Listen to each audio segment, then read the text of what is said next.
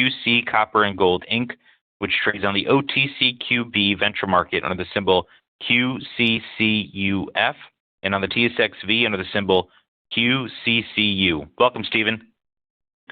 Thank you, Matt. Pleasure to be here, and good morning, ladies and gentlemen. And I'm very pleased to be here to present QC Copper and Gold. I thought, at least from my perspective, it's very thematic, as I actually just got off the plane not more than a couple hours ago from the big copper conference down in Santiago, listening to all sorts of experts talk about how important copper is, and it is to the electrification aspect of everything, but also the decarbonization.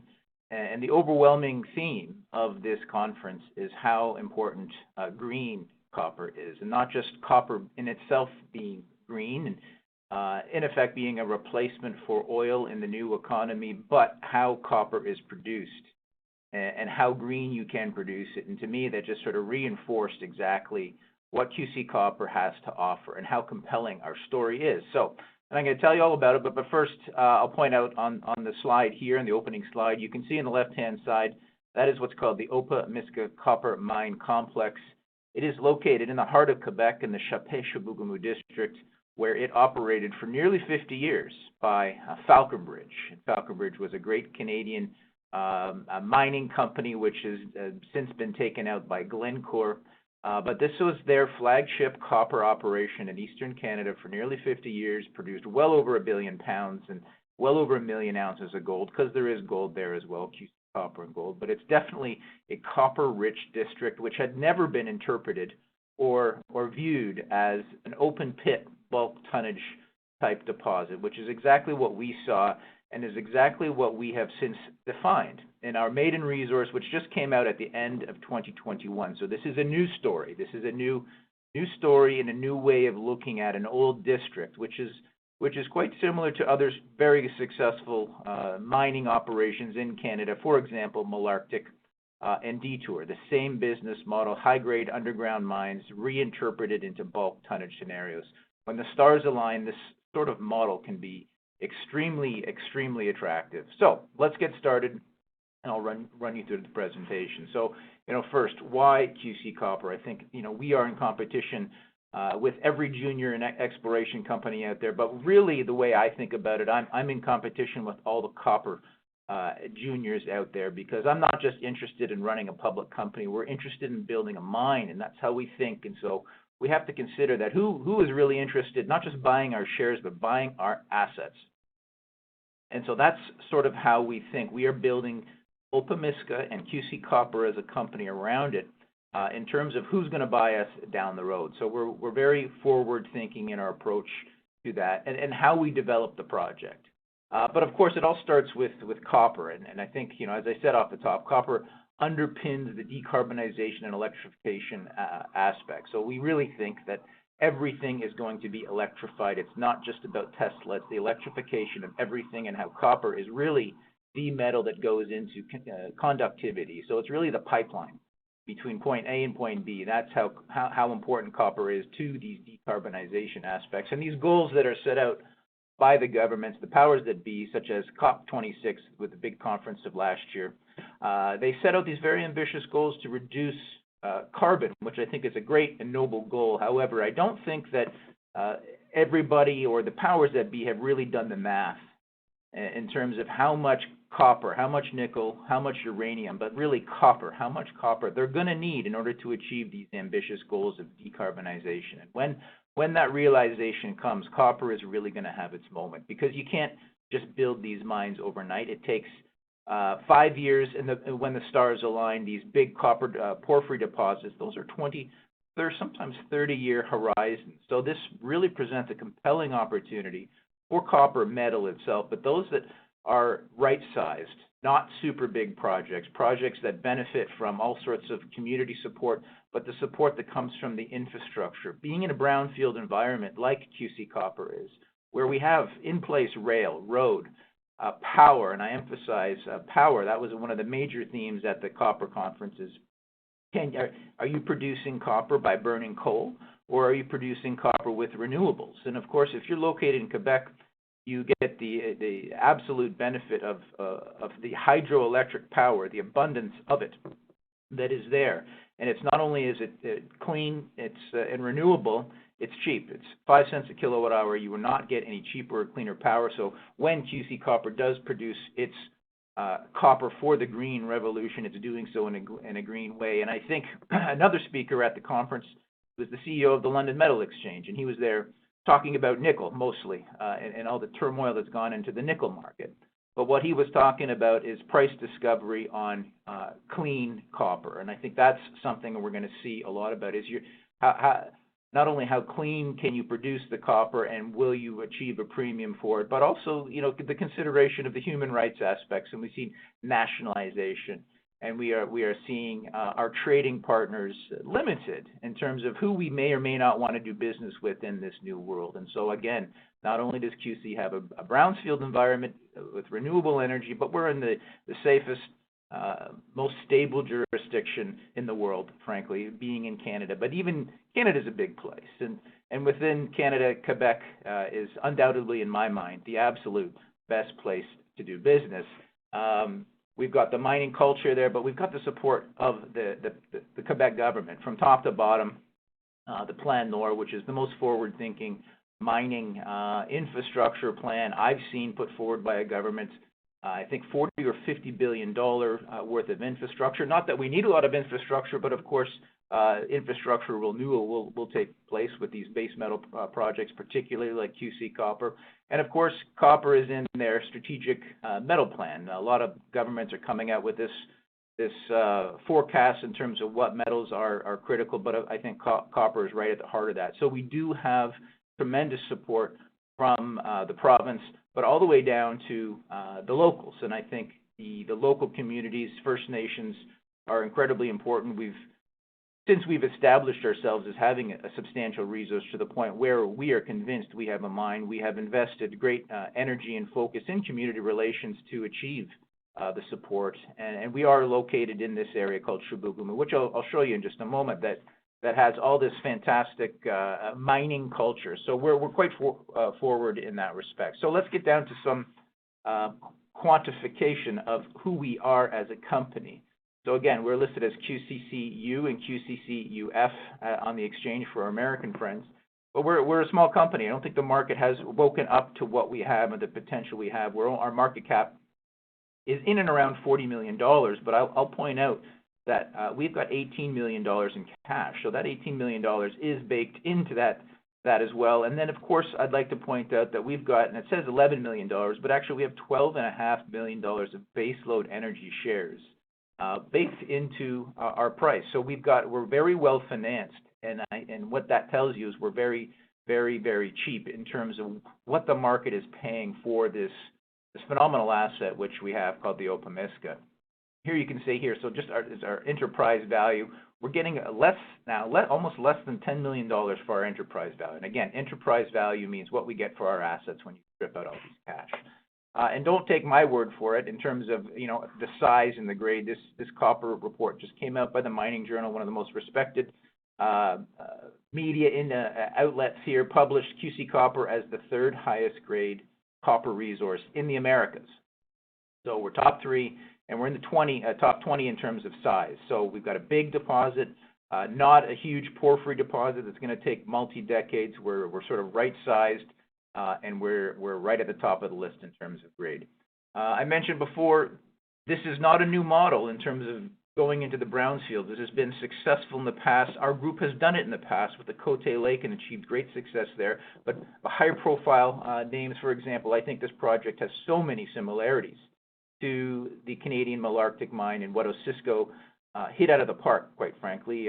Many years ago, they came out and they established an open pit resource of about 6 million ounces in the ground at about 1 gram. Nobody at the time believed them. Everybody thought they were crazy, but that ultimately turned into Canada's largest gold mine. And I think this similarity, this project is quite similar, although we are sort of, in an urban environment, much like they were. We are reinterpreting a high-grade underground mine into a bulk pit tonnage scenario, except that we have the benefit of being copper. And I think that's a huge differentiation. Whereas gold, I'm certainly a big fan of gold, but the fact that we can have copper as our primary metal is really going to help in terms of our permitting and licensing the whole world, and certainly the province of Quebec and the communities appreciate the value of copper. And again, the same sort of opportunity happened with Detour Lake in terms of them and reinterpreting how that mine was. So this is where we are in terms of jurisdiction.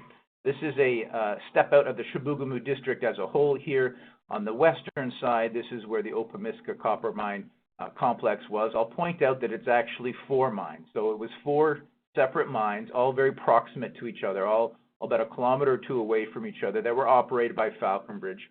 But it's early days for us, because everything I'm going to tell you about in just a second, which is about 2 billion pounds of pit-constrained copper, which we've defined, is solely held to the Springer and the Perry, which are the 2 westernmost mines here. You can see by our logos here. We've got a 3rd and a 4th mine, which we haven't even sunk our teeth into. We've modeled it, we've digitized it, but we haven't gotten there yet. We're still just focusing our attention on this, is because this is where we think we're going to get the best return on our investment, and then 2023 will expand the other projects. So again, we've got these 4 mines here, only sunk our teeth into 2 of them, and we've got a 5th deposit out here that's called the Roger Project, which is about 500,000 ounces at 1%. But aside from that, I want to highlight all this amazing infrastructure. We've got the CN, the national rail runs right through our property. We can go east to Baie-Comeau, which is tidewater. You can ship a concentrate to Europe, but I would say within a 99% surety, we'll send it to the Horn smelter west over to Rouyn-Noranda, which is owned by Glencore in the province of Quebec, where they benefit from beneficiating that smelter using hydroelectric power. So again, we can mine and refine and produce very, very clean copper, all in the province of Quebec. Hugely advantageous to sort of the price premium we can command, I think. We've also got paved highway runs right through the property, brand new airport, Chibougamau, and then this area here too has other copper mines. So this is really a mature district. However, it's a mature district in terms of underground mining. It's a brand new day in terms of evaluating and exploiting this in the open pit concept, which we're just getting started on. And this is what we're getting started on. So this is the Conceptual Open Pit that we published in September of last year, which took a huge database, which we inherited from Falconbridge. We digitized it, we modeled it, and then layered on modern drilling, which we drilled over 30,000 meters to get to this particular resource. We're drilling 60,000 meters today, but this is what the resource itself, as I said, published in September, came up with. And within this gray shaded pit here, that's about, well, actually it's 1.926 billion pounds of copper equivalent within that. However, you can see there's plenty of mineralization that extends at depth and in and around the pit shell. Aside from the other mines that aren't even, the 3rd and the 4th mines that aren't even depicted here, this is just the Springer and the Perry mines in the saddle zone, which is the area in between which we've drilled, and which helps really a lot with the geometry and the strip ratio of the pit. But as you can see here, 2 billion pounds, but there's a long way to go, and we're drilling 60,000 meters as we speak in order to expand and make this pit more efficient. Now, speaking about efficiency, so when we received this model back in September, the first thing we did is we audited it. Obviously, it was done independently, so we sat down and we tore it apart. And we said, where can we improve this, and how can we do it most efficiently? And this is what we came up with. Here is a cross section. So this is just sort of an internal slide of the pit. This is the surface here, and what you can see here in these red ovoids here is waste.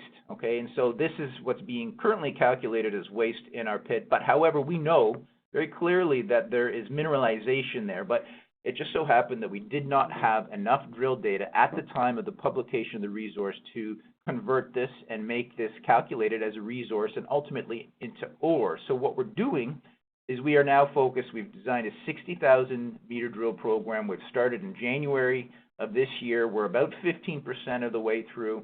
We're drilling really great holes, 100-meter holes at about 1%. 0.5% copper equivalent right into these areas here. Okay, so it's all about extending these zones and converting this waste into source, because you have to, in an open pit, you have to mine this area anyways. So if you can get paid for it and treat it as a revenue source as opposed to an expense, That's what when I talk about return on investment, that's specifically what I'm referring to. This is easily the best bang for our buck is to drill into these areas, convert it. And so far, so good. We've come out with a number of holes so far. These 3 holes are indicative of what investors can expect from us over the next 4 or 5, maybe 6 months worth of drilling that we're going to be doing. Again, all of it's going to be focused on the drilling, waste into ore conversion, and we're getting good intersections. I'll point out that anything over 0.2% copper equivalent is considered a success. Okay, so that's our cutoff grade. So anything below that, we don't make money on. Anything above that, we make money on. So when we can drill 93 meters, 100 meters, 184 meters at above 0.2, that moves the needle. That makes our pit more economically attractive. Again, all of this stuff theoretically was considered to be waste in our initial model.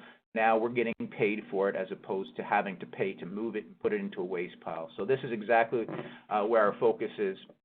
And then from there, there's lots more to do on this project. Specifically, again, I'll go back to a high-level overview of our project. This is the Opemiska. These are the 2 mines.